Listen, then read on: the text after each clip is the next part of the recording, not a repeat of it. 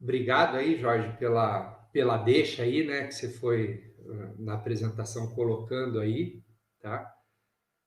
Bom, primeiro eu queria aí agradecer a todo o pessoal aí do projeto, né, a esse convite para a gente poder discutir um pouco mais do Geniot aqui. E eu sou o Eduardo, né, da R4F Tecnologia, e o que eu vou conversar aqui com vocês, expor, é basicamente no baixo nível, né? Digo aí no baixo nível, nas camadas desse projeto, né? Como a gente tornou ele possível, né? Mais do que tornar ele possível, qual foi a abordagem de desenvolvimento que hoje, no mundo atual de IoT, é possível. Era uma abordagem que há 20 anos, há 15 anos atrás, era completamente diferente do ponto de vista de engenharia, né? Então, o título aí da apresentação, né, que é Desenvolvimento de Produto e Experiências da R4F em Aplicações IoT, seja para Geniot ou outras áreas, né? Então, eu vou dar um enfoque maior nessa camada mais baixo nível de hardware e quais são os impactos hoje da tecnologia para a gente alcançar os objetivos que foram elencados pelo Geniot, né? Que é uma plataforma dentro de um conceito IoT para pegar essas variáveis ambientais e subir essas informações para um sistema no qual vai fazer todo o analytic, né? Todos os filtros e coisas afins, certo? Bom, passar um pouco sobre a minha vida profissional aí, né? Hoje trabalho na R4F. Basicamente, a gente trabalha com desenvolvimento de produtos, tá? Desenvolvimento de produtos na área de telecom e na área de telecom e controle aplicado à agricultura, certo?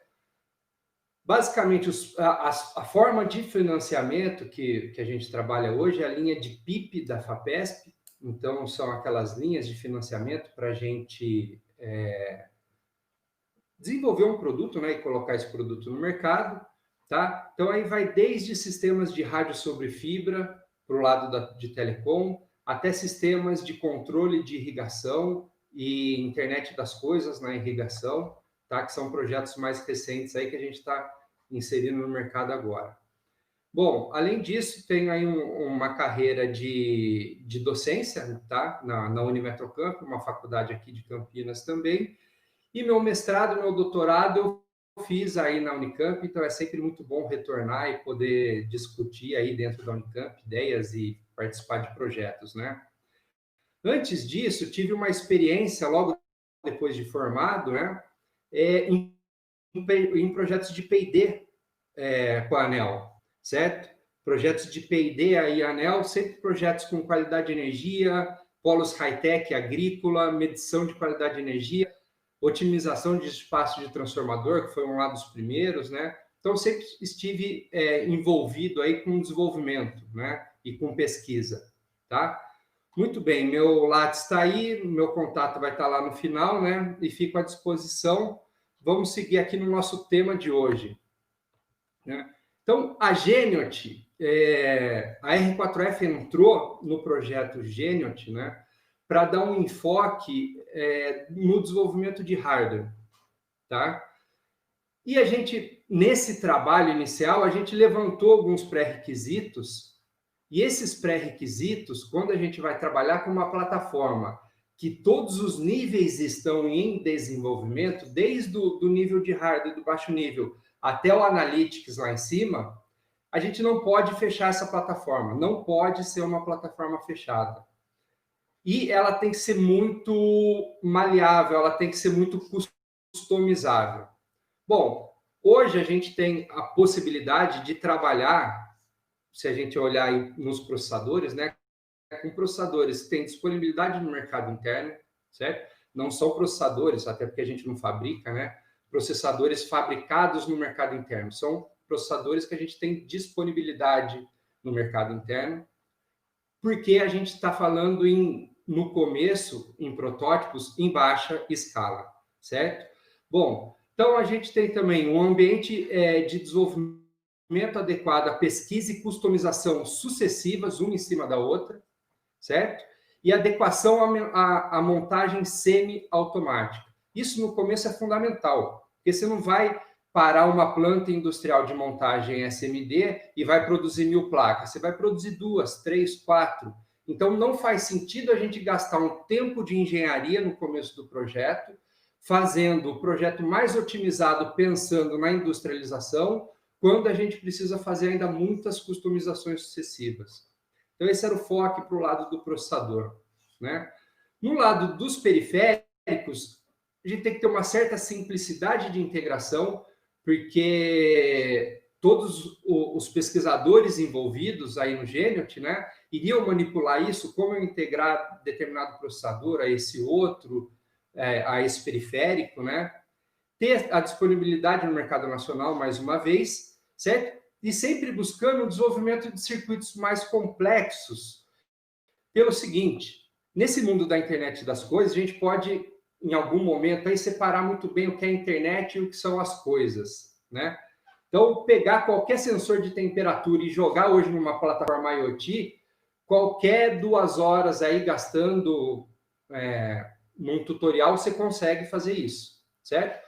Agora, medir corretamente a temperatura, medir corretamente a velocidade de vento dentro de uma sala, medir corretamente outras variáveis, como, por exemplo, o CO2, são problemas inerentes à coisa, não à internet, certo? Então, em muitos dos casos, o que a gente vai achar de mercado são produtos caros e produtos não integráveis a um sistema, como, por exemplo, a medição de velocidade de vento, certo? Então, em alguns casos, a gente precisa customizar para deixar essa plataforma, precisa fazer o desenvolvimento do periférico para deixar a plataforma customizável. Quando já tem disponível no mercado, a gente utiliza o que já tem, certo? Firmware. A linguagem aí de software, então, que a gente focou em utilizar é uma linguagem acessível ao ambiente de pesquisa acadêmica, e aí a gente optou por trabalhar com a linguagem Arduino, né? Porque a gente tem uma integração de hardware mais legal com ela, né? Poderia trabalhar, sei lá, com Lua, que a gente usa em parte do concentrador, né? Poderia trabalhar com Python, né? Também seria uma possibilidade, tá? Mas a capacidade de manipular periféricos, a gente optou por trabalhar com o Arduino, certo?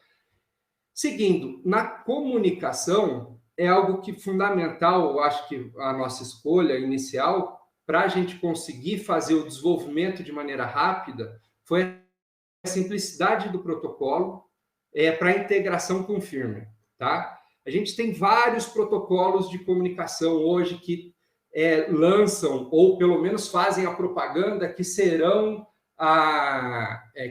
o protocolo a ser utilizado na internet das coisas.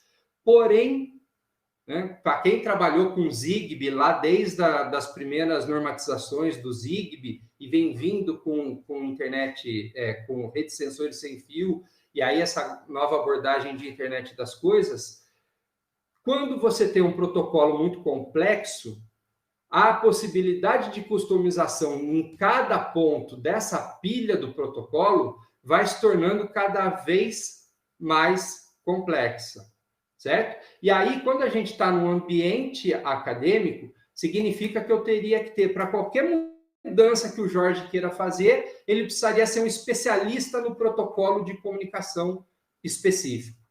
Então, por isso que a gente optou pelo Arduino. Arduino, que é um protocolo desenvolvido pelo professor Omar Branquinho, né? Professor da PUC, que tem atuação aí dentro da Unicamp, né? Fez um protocolo enxuto com as 5 camadas principais do protocolo inteiramente abertas.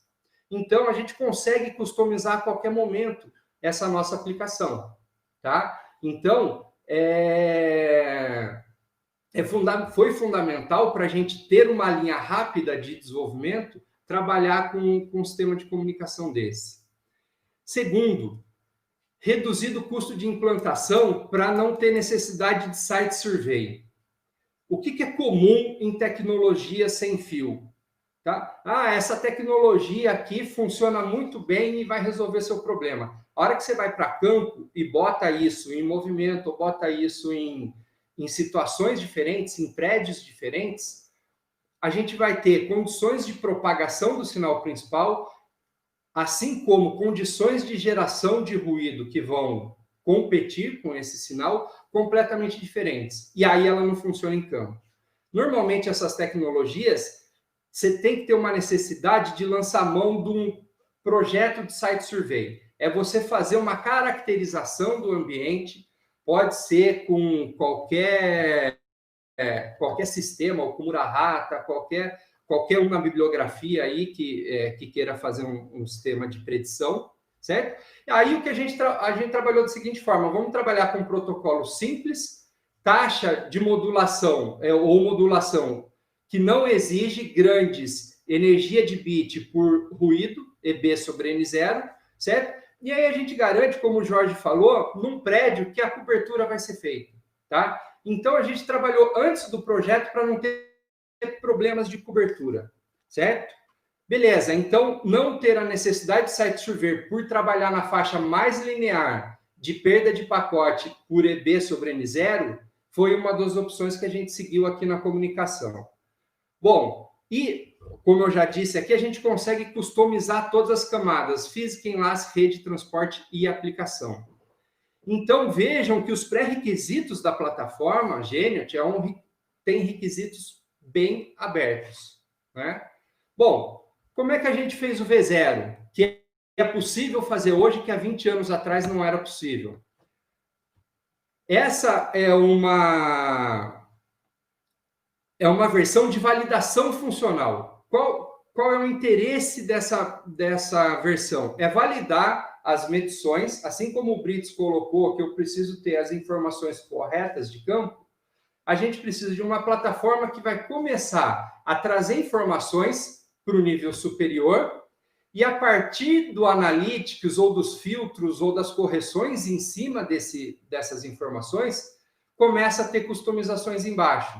Então, não adianta nesse passo eu gastar 4.000 horas de engenharia para produzir uma placa que já tenha todos os test points, já esteja pronto para uma montagem SMD, se eu vou ter sucessivas customizações em cima dela. Então, hoje em dia, para dar rapidez ao desenvolvimento, nada melhor do que você pegar um Arduino, certo? E montar os seus periféricos iniciais, certo? Monta todos os seus periféricos iniciais aqui, seja eles qual for, e você pluga um Arduino. Fez isso, você vai começar a dar informações para o nível superior, e esse nível superior vai conseguir trazer para a gente se essas informações são pertinentes ou não, se a gente vai ter que alterar, né? Então, a gente tem aí uma dinâmica muito interessante, com custo de engenharia quase zero no começo, certo? Aqui quem trabalhou, que eu acho que está nos acompanhando aí, o Daniel Vieira, né, que hoje está fazendo o mestrado aí, ele que fez todo esse desenvolvimento dessa placa inicial. É como se fosse um shield de Arduino, certo? O que a gente quer? Bom, aí tem inúmeras entradas e inúmeras saídas, todas as possibilidades que a gente pensou no início do projeto. A partir daí, foi fazendo as medições iniciais, e para a versão 2, foi afunilando. Essa entrada não foi legal, essa foi legal, ou precisamos de uma coisa a mais, tá? Então, a gente tem algo rápido. E vejam, isso hoje no mundo de desenvolvimento de hardware é muito comum. Por quê? O custo de engenharia diminui demais. Isso não era possível. Por exemplo, quando a gente trabalhou lá em sistemas de qualidade de energia, para medir qualidade de energia há 15 anos atrás, foi desenvolver o equipamento, a gente não tinha essa ferramenta. Então, você tinha que gastar horas e horas de engenharia para chegar numa V0, e essa V0 não poderia ficar recebendo sucessivas customizações, tá? Então, coisa que em 3, 6 meses a gente já tem uma versão e começa a customizar em cima dela. Beleza? Então, é uma engenharia em blocos, tá? É uma engenharia em blocos que basicamente precisa aplicar conceitos de eletrônica, de roteamento de hardware aí e fazer uma versão 0. Beleza? Então, essa é a versão que o Jorge mostrou nas fotos. Então, ali a gente tem todas as possibilidades possíveis para fazer essa aquisição, tá? Muito bem. Da versão 1, que é a versão... Bom, e só ver a questão de rádios aqui, né? Tá vendo? Ó, aqui é o módulo de rádio da Rádio IT, né? Que faz a comunicação lá Arduino, certo? Mas vejam, aqui antes do ESP2, aqui a gente já tinha previsto, aqui era o ESP8266, né? Naquela época em que todo mundo ainda estava assustado, ninguém sabia o que eram esses processadores da Expressif, né? Que diziam que fazia muita coisa e todo mundo ficava ainda com cautela, certo?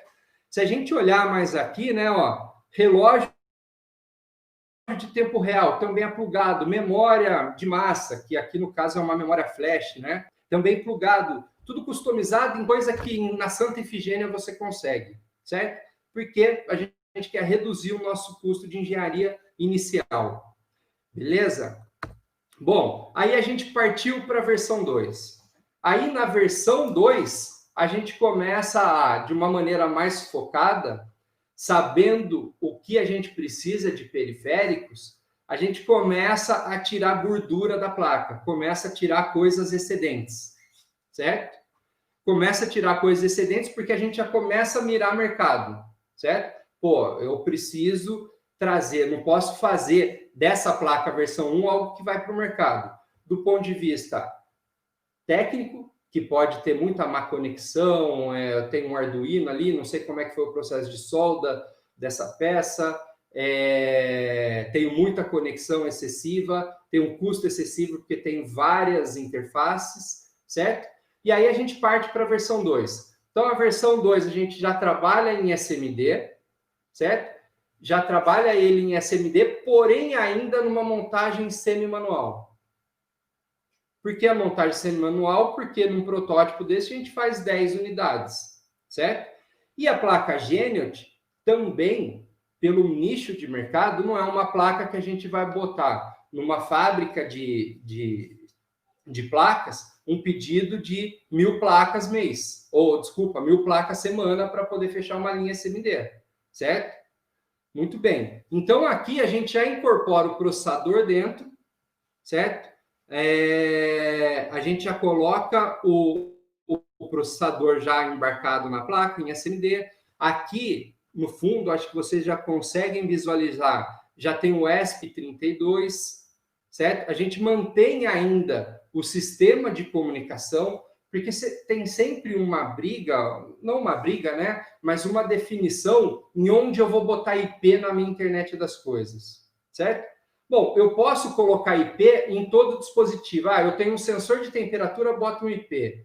Tenho um sensor de CO2, coloco IP. Bom, você tem um custo para isso, né? A outra opção é a gente ir montando um sistema hierarquizado, no qual eu tenho uma plataforma que esteja ali comunicando em diversos protocolos, e em algum momento eu vou jogar isso para o mundo IP, para o mundo da internet.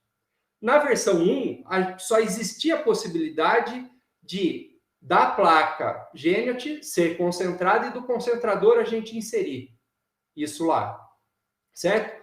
Nessa aqui, a gente já mudou a abordagem. Existem as duas opções. Ou eu integro ela via Arduino a um sistema de comunicação, ou eu trabalho já IP ela numa ESP32.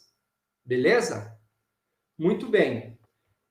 E aí, aqui a gente começa a engenharia de boom. Pensando no produto final lá, é fundamental, quando você vai desenvolver uma placa, entender ou escolher os componentes da maneira correta, certo? Para poder ter produção. Não adianta você, eu vou pegar lá o datasheet da Texas e vou escolher os melhores componentes. Muito bem. Você vai montar essa placa e o custo para você montar, se não tiver no mercado nacional, é gigantesco, né? Então, você começa a ter uma relação de compromisso na engenharia de boom. A engenharia de boom é a lista de materiais, tá? Dessa placa. Então, a engenharia de boom, que a gente está fazendo engenharia sobre essa lista de materiais, é para você escolher os componentes que atendem a aplicação e, ao mesmo tempo, você tem no mercado interno um preço razoável, certo? E, obviamente, né, do ponto de vista da aplicação, do alto nível lá, vem melhorias de aplicação. Por exemplo, nessa placa já incorpora a velocidade do vento. Porque a medição de velocidade do vento não é algo trivial, né? Principalmente em baixas velocidades. Quando a gente está falando de uma sala, ali a velocidade do vento é uma velocidade de arraste muito baixa que a gente tem que medir com a tecnologia de ou ultrassom ou fio quente. Então, todo o circuito de condicionamento de fio quente a gente já tem previsto nessa placa, certo? Então, todos os hardwares e periféricos que eu não encontro de maneira simples, eu simplesmente incorporo na placa, tá? Bota um custo de engenharia aí em cima e incorpora. E essa placa agora também já tem todo um sistema de carregamento de bateria que, para validação ou para algumas aplicações aí, é fundamental a gente simplesmente empacotar ela, botar a pilha e aí botar ela para rodar sem necessidade de tomada, né? É o que a gente chama aí de Geniot portátil, tá? Então essa placa ela serve tanto para o Geniot portátil quanto não portátil, né? E o sistema de carregamento, obviamente, está na tomada, está carregando bateria. Tirou da tomada, ele tem sua autonomia lá, que ainda a gente está em testes. Beleza? Então, é fundamental a gente ter essa ideia, porque, bom, a gente está trabalhando num produto que talvez tenha uma escala mediana, e para a gente botar tudo em SMD e tudo em componentes pequenos, a gente tem que olhar para isso aqui antes. A gente tem que entender que uma manufatura SMD, que é montagem em superfície, tá? Que é a montagem automática de componentes, envolve um sistema que antes era da placa, a gente vai lá, passa a pasta de solda, da pasta de solda vem a tal da pick and place, que pega componente a componente e posiciona no lugar correto. Aí a gente tem o forno de onda térmica que faz a fusão dessa pasta de solda, certo? E depois, obviamente, a gente tem todo um sistema de teste e inspeção. Então, para parar uma linha dessa e valer a pena economicamente para eu montar protótipos, a gente tem que ter uma escala muito grande. E se não vai ter escala grande, do ponto de vista comercial ou do ponto de vista econômico, a gente mantém num tamanho médio de componentes. Então, acho que é interessante colocar aqui, né, para a gente olhar tamanhos médios de componentes, né? Porque hoje você pode ter placas em componentes SMDs, né? O mais comum que a gente utiliza, 0,805, que a gente está falando em milímetros, né? De 5, de 8 por 5, tá? Até 0,603 são componentes que a gente consegue soldar manualmente. Então, a gente consegue montar protótipos, a gente consegue produzir em baixa escala. A hora que a gente trabalha com 0,201 para miniaturização, a gente já não consegue, tá? Não solda na mão. Ok? Então, para encerrar aqui, a gente já está testando a versão 2, porém, na versão 3, a gente vai eliminar todas as funções e chipsets não pertinentes à aplicação. Então, de tudo que a gente abriu lá, agora a gente passa a funilar para chegar nessa versão 3, certo? Faz a engenharia de SMD por processo automatizado. Então, essa placa vai ter características terceira completamente diferentes. E aí inclui os testes points, porque eu preciso ter testes automáticos. E aí eu preciso ter toda uma elaboração de firmware para fazer esses testes. E aí finalizar a engenharia de BOM. A engenharia de BOM é a escolha correta dos componentes, certo? Aí a gente chega numa versão 3, a partir daquela versão inicial em Arduino, e essa versão 3 tem todas as características para inserção de mercado e utilização desse hardware numa plataforma de gerenciamento ou de averiguação da eficiência energética. Legal? Eu acho que era esse o recado que eu queria passar aqui da Geniot. E nesse meu último slide aqui tem o meu contato, né? Aí tem o WhatsApp e meu e-mail. Tá joia? Fico aberto a perguntas aí.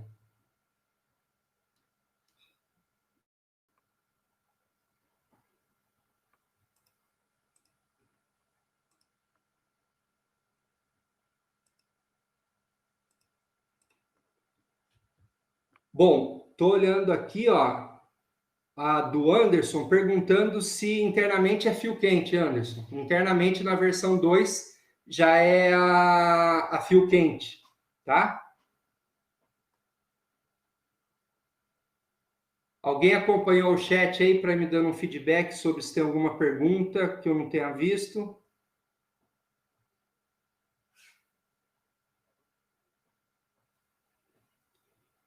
Olha só, Vitor, essa pergunta é interessante, né? Do processador adicional em relação ao ESP, né?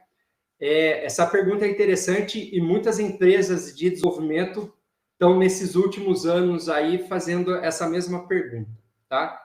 O que acontece com o ESP32? Ele tem uma quantidade, ele tem uma capacidade de processamento, uma quantidade de memória e as possibilidades de integração tão acima dos dispositivos de mercado que, de certa forma, todas as empresas de desenvolvimento ficaram com o pé atrás para trabalhar com ele como processador principal.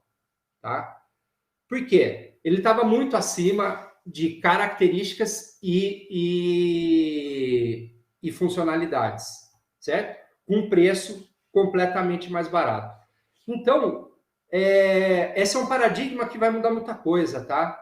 Todo mundo estava com um certo receio de botar no seu produto um chip no qual o eixo mudou, certo? Até então, todos os chips que podem estar sendo fabricados na China, mas a engenharia era de outros países. A engenharia é da Texas, a engenharia é da Microchip. Agora não, a gente está falando da específica de uma empresa que a engenharia é chinesa e o produto é chinês, certo?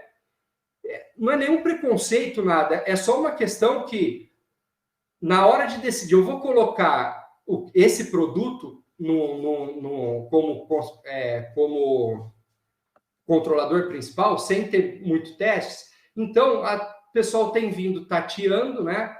Por exemplo, o AD tem algumas características que a gente tem que fazer a linearização dele, mas nada complicado. Tem a questão de baixo consumo, que ele é muito bom. Então, tudo indica que, a partir de um certo ponto, aí o ESP32 será utilizado como processador principal, sim, além de fazer a comunicação, tá? Porém, existe essa questão. Existe essa questão de um controlador, ele não pode, em nenhuma hipótese, parar. O controlador foi feito para isso, um microcontrolador, certo? A nossa aplicação não tem problema, né? A gente está fazendo um monitoramento, mas a gente está falando de microcontrolador que pode acionar airbag, microcontrolador que está no avião, certo? Então, a prova de fogo do ESP está vindo, né? Está vindo. E assim, não conheço ainda nenhuma aplicação que alguém tentou utilizar e falou, cara, o ESP não funciona para isso, tá? Que tenha sido falta de recursos. Já vi quando foi falta de conhecimento da plataforma ou não entender o jeito que eles propõem. Tá joia?